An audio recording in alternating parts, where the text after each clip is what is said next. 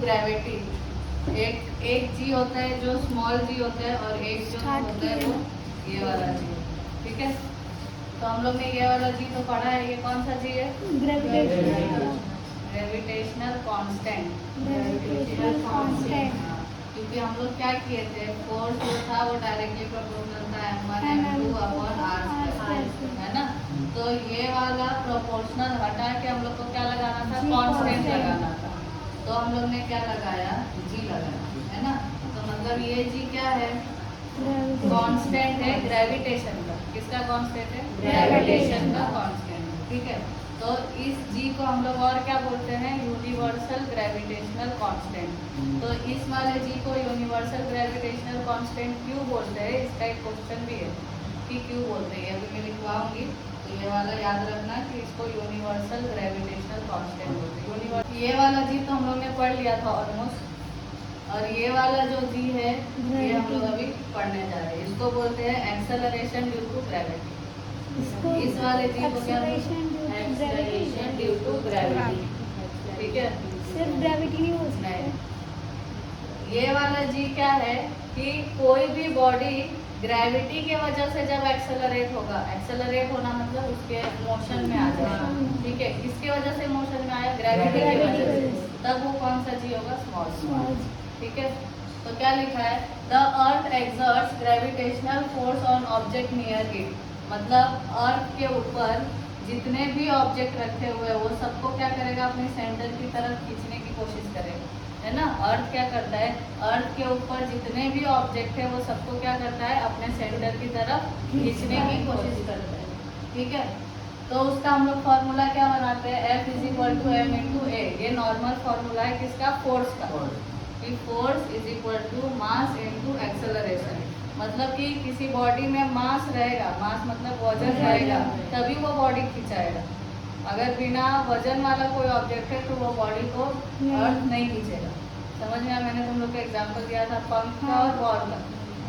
अगर हम लोग बहुत ऊंचे से बॉल फेंकेंगे और पंख फेंकेंगे तो पंख बहुत टाइम के बाद नीचे आएगा, क्योंकि उसका क्या है? मास नहीं है।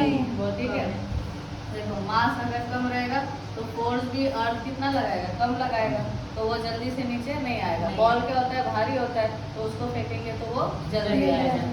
समझ में आया? तो इस फोर्स की वजह से अगर कोई बॉडी एक्सेलरेट हो रहा है, क्या हो रहा है? एक्सेलरेट, मतलब वो क्या हो रहा है? उसका स्पीड बढ़ रहा है, वो तेजी में आ रहा है। ठीक है, तो उसको क्या बोलेंगे? Acceleration due to gravity. ये जो फॉर्मूला है वो न्यूटन का सेकेंड लॉ है, ब्रैकेट में बता रहे हैं। ठीक है, ये बताना जरूरी है। Force acting on a body results in its acceleration. अगर हम लोग किसी भी बॉडी पे फोर्स लगाते हैं तो वो क्या होता है? एक्सेलरेट हो जाता है।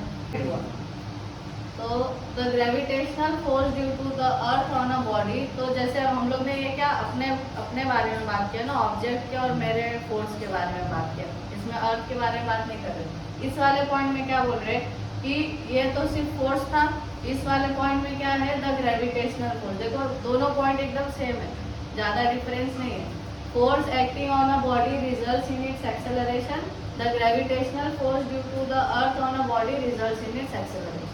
दोनों पॉइंट सेम है, बस डिफरेंस क्या है? ये नॉर्मल फोर्स है जो हम लोग किसी बॉडी पे लगाते हैं वो, और इस वाले पॉइंट में क्या है? Gravitational force. समझ में आया?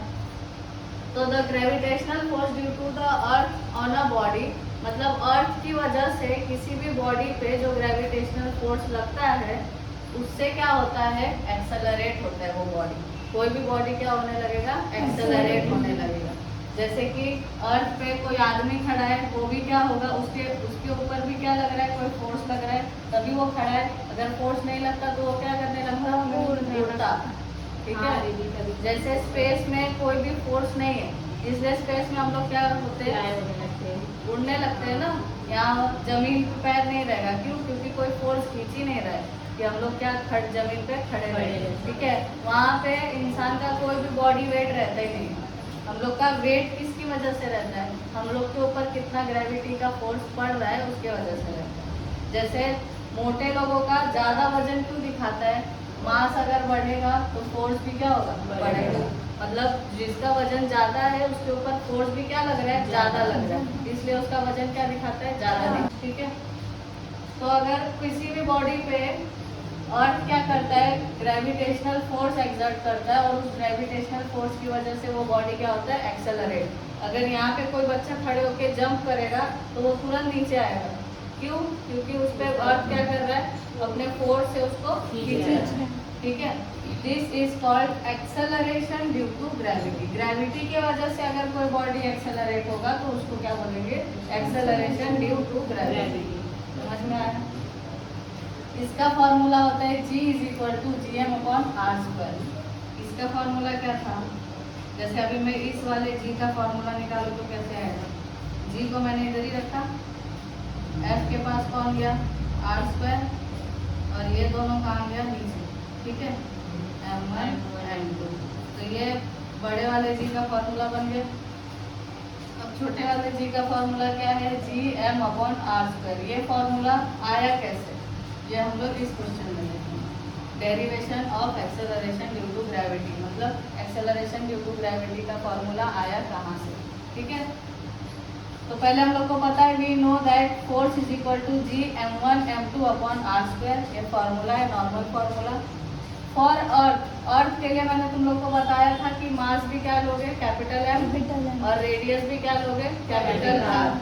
और ये जो स्मॉल m है वो क्या है, ऑब्जेक्ट, मतलब जिसके ऊपर अर्थ क्या लगा रहा है, फोर्स लगा रहा है। ठीक है, तो ये F था, ये G, एक M मैंने क्या ले लिया, कैपिटल M, मतलब ये मास किसका है, अर्थ का मास है, और ये स्मॉल m किसका है, मास है, ऑब्जेक्ट का।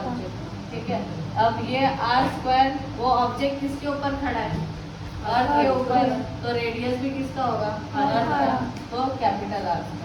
समझ में आया? ये इक्वेशन 1। फोर्स का एक ये फॉर्मूला है, और फोर्स का एक और फॉर्मूला है F is equal to m into a, है ना। ये क्या है, मास, और ये क्या है, एक्सेलरेशन। लेकिन अर्थ के केस में मैंने एक्सेलरेशन को क्या लिख दिया, small g, acceleration due to gravity. ठीक है, तो एक इसमें चेंज हो गया g में। ठीक है, इसको इक्वेशन नंबर क्या दे दिए, 2 का इक्वेटिंग इक्वेशन 1 और 2। 1 और 2 को हम लोग क्या कर रहे हैं, इक्वेट कर रहे हैं। ये दोनों सेम है ना, तो अभी हम लोग ने ये वाले को इधर रखा और ये वाला जो था उसको यहाँ पे रखा। ठीक है, तो ये वाले m से ये वाला m कट गया, तो बचेगा क्या, ये small g is equal to GM/r²। यहाँ से आएगा फॉर्मूला, समझा। दोनों फोर्स का 2 फॉर्मूला है, दोनों फॉर्मूला लिखो, दोनों फॉर्मूले को क्या कर दो, इक्वेट कर दो। ठीक है, और जो सेम है उसको काट दो, आ जाएगा।